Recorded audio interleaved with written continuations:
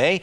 Manatees are extremely sensitive, of course, to the cold and can die in water that is below 68 degrees. Well, we definitely feel it as Floridians now, or transplanted Floridians. Yeah. Anything under 70 degrees, we're, really wanting to bundle up there. So, Danny, tonight, I mean, that's going to be a tough call. I have to find my puffy jackets. Yeah, it's time to break out those coats if you haven't already. Certainly tomorrow morning and Friday morning, you're not going to just want the coat, but also the hat and gloves. That's just how cold we're getting. And even those poor manatees, I checked the Gulf water temperature this morning, 64. So that's why they're all huddled together in those warm spots. We're cooling off across the state. Southwest Florida, no exception there. Temperatures right now, you might notice, feel a touch more mild than where we were at yesterday. We're in the 50s still across the area. It's still jacket weather. Don't worry, you can't go out in a t-shirt. You need the jacket as you head out the door, but it's not nearly as cold as yesterday. In fact, temperature is about 4 to 6 degrees warmer than yesterday at this time. Another thing helping us out this morning are those wind speeds. They've backed off quite a bit. If you remember, yesterday it was closer to 10 to 20 miles per hour.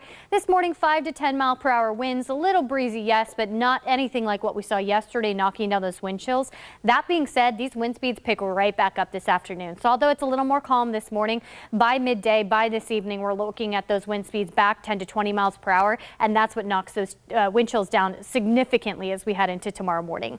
Now, looking across the state, it's a mess this morning, isn't it? The pink and purple you see there, those are winter storm warnings and winter weather advisories. You don't see those in North Florida very often, but we're not just seeing the advisories and warnings, we're seeing the actual snow. The white shading you're seeing there, that is snow. You've got your pink, which is more your sleet or your freezing rain, which is incredibly dangerous. If you've never driven on freezing rain, it's like driving on an ice skating rink. So we're looking at messy conditions. Jacksonville, Gainesville, Tallahassee actually picking up accumulated snow in Tallahassee with accumulated ice through most of the Big Bend region. You can see over 75 and 95, both areas seeing messy conditions. Little further south here, it's just rain, of course, temperatures in the 50s. And for most of Southwest Florida, the rain has quieted down. The one area we're still seeing rain right here in Charlotte County and Lee County, right over 75. It's moving really quickly. It's very light rain and it's not widespread, so it shouldn't be a big problem as you head out the door this morning. But we'll continue to see the chance for a few of these spotty showers on and off on our predictor. You see that through the morning hours.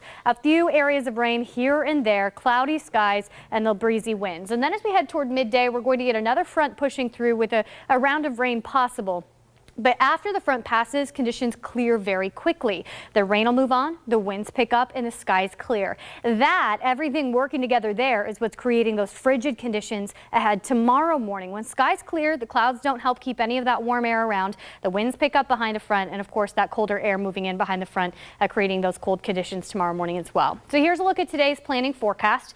Cloudy to start, a few scattered rain showers possible during the first half of the day.